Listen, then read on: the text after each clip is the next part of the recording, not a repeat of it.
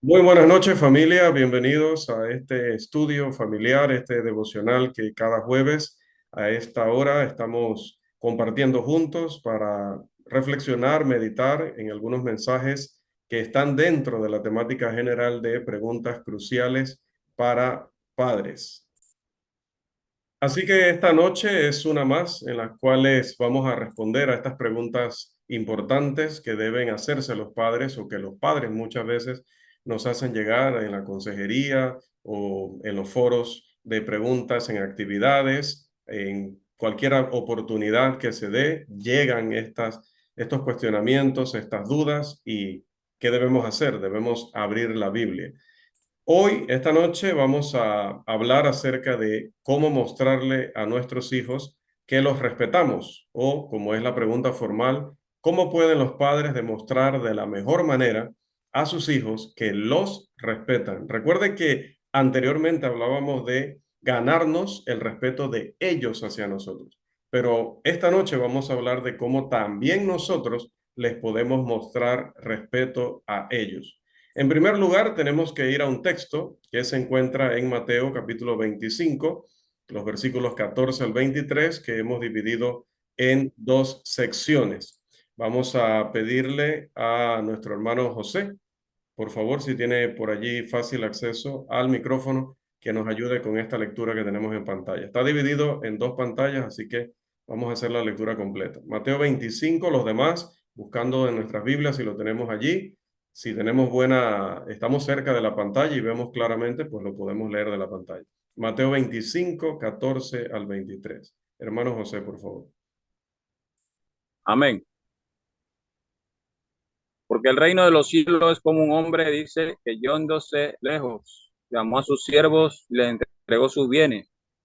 A uno dio 5 talentos y a otros 2 y a otro 1, a cada uno conforme a su capacidad. Y luego se fue lejos. Y el que había recibido 5 talentos fue y negoció con ellos y ganó otros 5 talentos. Asimismo, el que había recibido 2 ganó también otros 2. Pero el que había recibido 1 fue y cavó en la tierra y escondido el dinero de su señor. Después de mucho tiempo vino el señor de aquellos siervos y arregló cuentas con ellos.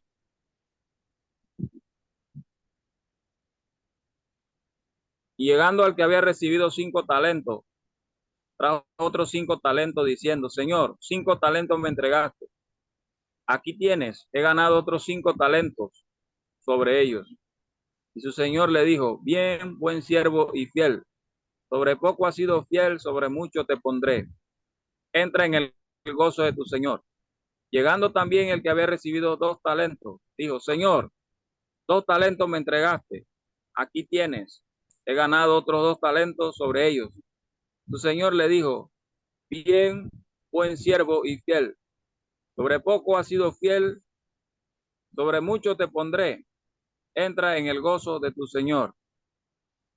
Gracias, hermano José. Primero, en Mateo 25, 14 al 23, encontramos un principio que ilustra cómo mostrar a nuestros hijos, en otro contexto podría ser cómo mostrar a la esposa que los respetamos. Es decir, pedirles que realicen una tarea difícil o desafiante acorde con su capacidad o talento. Tener y expresar hacia ellos una actitud como la que vemos en el Señor de esta historia, donde le decimos, tú puedes hacerlo, yo confío en ti, sé que puedes hacerlo muy bien. Cuando esperamos lo mejor de ellos, cuando les decimos que confiamos y que sabemos que se esforzarán y harán lo mejor, no solamente les mostramos respeto, sino que también les enseñamos la voluntad de Dios con respecto al trabajo y les ayudamos a tener una buena imagen de sí mismos. En segundo lugar, tenemos también otorgar privilegios especiales en ocasiones especiales o cuando se realizan esfuerzos especiales o se alcanzan metas. Es necesario tener cuidado de no hacerlo de tal manera que parezca un soborno para hacer el bien o hacer lo bueno, que solo si yo te doy esto, lo vas a hacer. Vas a estar motivado siempre por obtener simplemente una ganancia. No. Es importante, eso sí, mostrar aprecio y respeto adecuados cuando hacen lo bueno o cuando hacen las cosas bien, como vemos que el Señor allí, que representa a nuestro Dios, le dice a sus siervos, bien, buen siervo y fiel. En tercer lugar, en Mateo 25-23, el Señor dice esta frase que tenemos en pantalla, y es que necesitamos elogiar el trabajo o incluso un esfuerzo honesto por hacerlo bien, aunque no todo el tiempo les va a salir perfecto o no todo el tiempo vamos a obtener los resultados que queríamos, pero hemos visto que la persona, el hijo en este caso, verdaderamente se esforzó, verdaderamente se comprometió. Además, puede estar enojado y frustrado porque quería hacerlo bien, quería quedar muy bien con nosotros y no podemos desanimarle por eso, todo lo contrario. En casi todas las epístolas encontramos a Pablo usando precisamente este principio. Necesitamos enseñar al niño que él, aun cuando falle, aun cuando cometa errores, aun cuando no logre todo el tiempo la excelencia, él no es un fracaso. Uno puede fallar o uno puede fracasar, pero uno mismo no es un error y no es un fracaso. En cuarto lugar, otra cosa que nos ayuda a conectar con ellos en cuanto a mostrarles el respeto es pedir su opinión, su impresión o consejo en situaciones que les afecten. Como ellos pueden tener ideas frescas y útiles, debemos hacerlo con un interés sincero, un interés genuino de querer escuchar lo que nos puedan decir. ¿Cuánto peso se le dé a esa opinión? Pues obviamente puede depender de cuán madura, cuán conveniente, cuán sólida es esa opinión que nos van a dar, pero siempre debemos escuchar con sumo cuidado, con respeto, valorando. Si se da el tema de que no podemos utilizar el consejo, tendremos que explicar, tratar de explicar por qué. Porque si alguien pide consejo y luego no lo toma en cuenta o no presta atención, pues puede causar más daño que bien. En ese caso, mejor no pida el consejo. Pero como la exhortación esta noche es a que sí lo hagamos, entonces por favor escuchemos con seriedad, escuchemos con un interés verdadero, incluso tratemos de adaptar el consejo para ver si lo podemos aplicar. Y ya, si no hay manera, expliquemos. En quinto lugar, nunca ridiculice, nunca se burle de una pregunta que para el joven, que para el niño o la joven o la niña puede ser algo serio, sin importar cuán infantil o cuán inmadura pueda sonarnos a nosotros como adultos, que conocemos muchas otras cosas, que tenemos otro contexto y a veces otras cosas en nuestra mente. No importa, lo importante es cómo lo ve él o cómo lo ve ella cuando está formulando su pregunta. Esto no debe confundirse con la amonestación que el apóstol Pablo da en Tito capítulo 3, versículo 9, donde hablando de gente que iba contra las instrucciones de Pablo, incluso falsos maestros, Pablo le dice a su evangelista Timoteo o a su colaborador Timoteo el evangelista o a Tito el evangelista, pues no te enredes con esas cosas. Son cosas necias, no le hagas caso, pero está hablando de, otra vez, falsos maestros, personas rebeldes, blasfemos, etcétera. Una pregunta de parte de nuestro hijo, de nuestra hija, no es necia si es importante para él o para ella encontrar la respuesta adecuada. Hay un pasaje que siempre utilizamos cuando yo era joven, hace poco tiempo atrás, lo utilizaba mucho porque obviamente me costó muchísimo servir en el ministerio, me costó muchísimo enseñar en la escuela de predicación debido a mi edad. Siempre había alusiones o actitudes que demostraban que había un problema con mi edad, de parte, pues obviamente de ciertos, ¿no? Porque el apoyo en realidad fue de la mayoría. Entonces, este pasaje de Primera de Timoteo 4:12 siempre lo utilizamos aquellos que pasamos por esa experiencia, ¿no? Ninguno tenga en poco tu juventud. Pero ese mismo pasaje que utilizamos generalmente para animarnos cuando nos menosprecian, es un pasaje que también nos está diciendo cómo de importante o cuán importante es para Dios cómo se siente el joven cuando es tomado, no, cuando no es tomado en serio, cuando es tomado como poca cosa, incluso si esta actitud viene de sus padres. Si ridiculizas o muestras falta de respeto en este sentido, puedes dejar dudas serias o problemas morales que van a estar ocultos en el corazón de tu hijo hasta que sea demasiado tarde para lidiar adecuadamente con estas cosas. Sexto, un principio muy amplio se encuentra en un pasaje que prácticamente no hemos utilizado en nuestros devocionales, ¿verdad? Efesios capítulo 6, versículo 4. Siempre volvemos aquí y encontramos algo diferente, o encontramos algo que aplica de manera diferente a lo que estamos tratando. Dice, y vosotros padres no provoquéis a ir a vuestros hijos. Esto incluye hablarles con ese desdén, con ese desprecio, insinuando que son personas en la casa de segunda clase o de poca importancia. Hemos escuchado a padres hablar sobre sus hijos en su presencia como si ellos no estuvieran ahí o como si fueran muebles. Simplemente, hermanos, debemos tener la cortesía espiritual en primer lugar y practicar lo que se conoce como la regla de oro. Haz a los demás lo que quieres que ellos hagan contigo.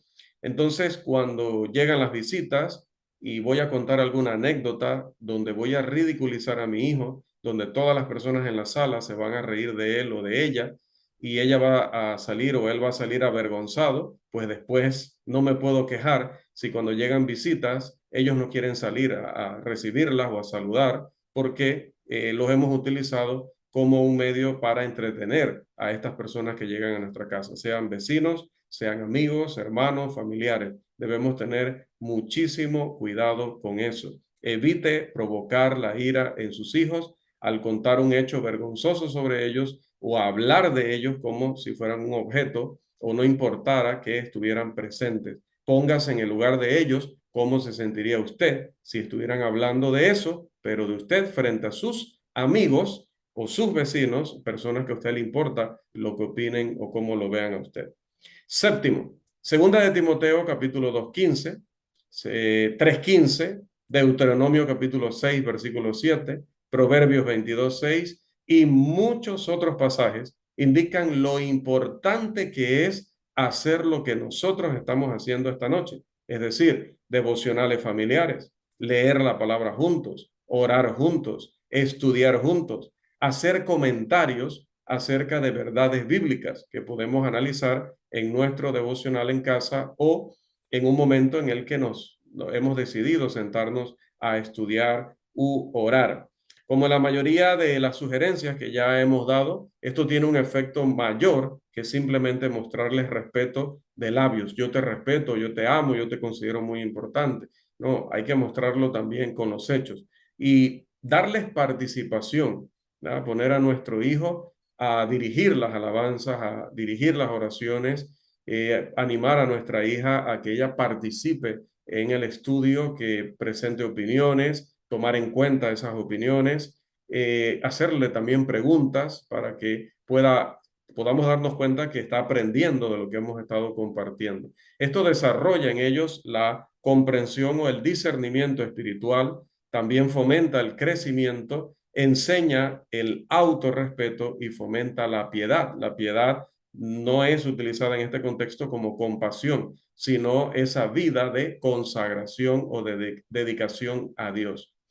En octavo lugar, Salomón habló de un principio en Proverbios capítulo 13, versículo 24, verso 24, y también en Proverbios 23, verso 13, y otros lugares que podríamos citar en las Escrituras. ¿Qué nos enseñan estos pasajes? Que necesitamos disciplinar adecuadamente. Necesitamos incluir el castigo físico en algunas circunstancias. Hay muchos testimonios de niños o hijos que muestran que aprecian a sus padres, que aprecian a sus maestros y los respetan lo suficiente porque los disciplinaron. Aunque los ejemplos personales no siempre son apropiados, creemos que este lo es porque el principio se encuentra en que Dios dio a su Hijo como un sacrificio vicario, es decir, un sacrificio que toma nuestro lugar, sufriendo el castigo por nuestros pecados. Así que si el Hijo aprendió obediencia, pues como nosotros no vamos a disciplinar a nuestros hijos también y en algún momento darles el castigo que en el caso de Cristo no aplica, el castigo que merecen sus acciones. Un reconocido escritor cristiano le había dicho a su hijo mayor, cuando tenía unos 5 años, que no montara triciclo cuesta abajo, allí en el barrio, era sumamente peligroso. Pero como suele suceder, el hijo desobedeció y fue corregido inmediatamente. Lo volvió a hacer una segunda vez y fue corregido nuevamente. Y cuando digo corregido es que recibió ese castigo del que habla este pasaje de Proverbios. El que detiene el castigo a su hijo aborrece, mas el que lo ama desde temprano lo corrige. Pero cuando llegó la tercera ocasión, el padre toma la correa, el cinturón o la faja, le dicen en Centroamérica, por cuando este video se vea más adelante, y le dice, mira, Frank, yo te quiero mucho, alguien tiene que sufrir cuando una persona hace algo malo y yo no quiero volverte a castigar, así que te voy a dar la correa a ti para que tú me castigues. El niño, todo sorprendido, dice, no, papi, por favor, yo, no, no, no. Y el papá le responde, no, sí, tienes que aprender que hacer algo malo exige un castigo. Debido a que ya yo no te quiero castigar, te va a tocar castigarme tú a mí. Bueno, se imaginarán que el niño con mucho temor, con dolor, pues como pudo, hizo que le pegó, ¿no? Y el padre como pudo, pues como decimos nosotros, ¿no? Ahí se tocó, se agarró porque le había castigado. Y le dice él, bueno, pero es que fallaste 3 veces, así que tienes que hacerlo 3 veces también. Ahora tienes que hacerlo una segunda vez. Así que le dio por segunda vez, pero en el momento que le da, se rompe a llorar y tira la correa o el cinturón o la faja del otro lado del cuarto y le dice, por favor, papi, no, ya no lo volveré a hacer nunca más. El padre lo abrazó, lloró con él, pero no tuvo que corregirlo durante mucho tiempo. El punto es que la disciplina debe realizarse, pero de tal manera que ellos sepan que no se hace por ira, resentimiento o frustración, sino por amor y respeto a ellos y al carácter que queremos formar en ellos, porque así nos los ha enseñado Dios Todopoderoso. En noveno lugar, Santiago capítulo 5, versículo 16, también se aplica a los padres y a los hijos. Este pasaje dice, confesaos vuestras ofensas unos a otros y orad unos por otros. Cuando estás equivocado, incluso cuando disciplinas a tu hijo de manera incorrecta, pues admítelo, pídele perdón y ora con el niño con respecto a ese error o falta que tú cometiste en esta ocasión, pidiendo a Dios que te conceda la sabiduría de poder hacer tu papel de padre, de madre, de una mejor manera. No te imaginas el mensaje tan poderoso que estás inculcando en su corazón. Y en décimo y último lugar, no puedes mostrarles a tus hijos, no le puedo mostrar a mis hijos que le tengo respeto a menos que le haya demostrado que me respeto a mí mismo. Muy importante. Jamás los voy a convencer de que los respeto si ellos ven que no me respeto ni a mí. Muéstrele que usted sabe y le mostraré que yo sé tanto como ellos, que fuimos hechos, como dice Primera de Corintios 15:49, a la imagen de el Todopoderoso, nuestro Dios y Padre Celestial. Y por lo tanto tenemos muchísimo respeto por nosotros, porque faltarnos el respeto a nosotros sería faltar el respeto a aquel que está allá arriba en el cielo. Entonces, una manera en la cual nos faltamos el respeto a nosotros es cuando advertimos que va a haber un castigo y luego no llevamos a cabo ese castigo porque nos da dolor, porque solo estábamos amenazando para quitarnos el problema de encima, etcétera. No sabemos disciplinar adecuadamente. Entonces, amenazamos, amenazamos, amenazamos, advertimos, advertimos, advertimos, como usted le quiera llamar, y luego no ejecutamos. Entonces, el niño se da cuenta que no nos respetamos ni a nosotros. ¿Por qué tiene él que obedecernos? Si nosotros dijimos que algo iba a suceder y eso no sucedió. Esto también pasa cuando hemos prometido algo. Cuando hemos prometido algo, y de hecho, como dice Eclesiastés 5:1 al 5, aunque allá se refiere a Dios, cuando vayas a prometer algo, calcula si lo puedes cumplir. No le vayas a decir que le vas a comprar un carro de estos de juego de 300 o $400 y luego sabes que ese es un monto que se puede complicar en el camino, porque ellos pueden enfermar, tú puedes enfermar. Es un monto que puede comprometerte al punto de no cumplir. Entonces luego vas a tener que pedir perdón, dar excusas, etcétera. Primero es tratar de prometer cosas que verdaderamente estén a tu alcance. Pero cuando generalmente, bueno, era un logro grande, era un logro, venga, era un logro grande que el silencio se mantuviera hasta el final. Cuando le haces una promesa, debes cumplirla, porque otra vez, así como decir que vas a castigar y que castigues muestra que respetas tu propia palabra, lo mismo pasa cuando haces alguna promesa. Entonces es importante que ellos vean que en ese sentido tienes respeto por ti mismo.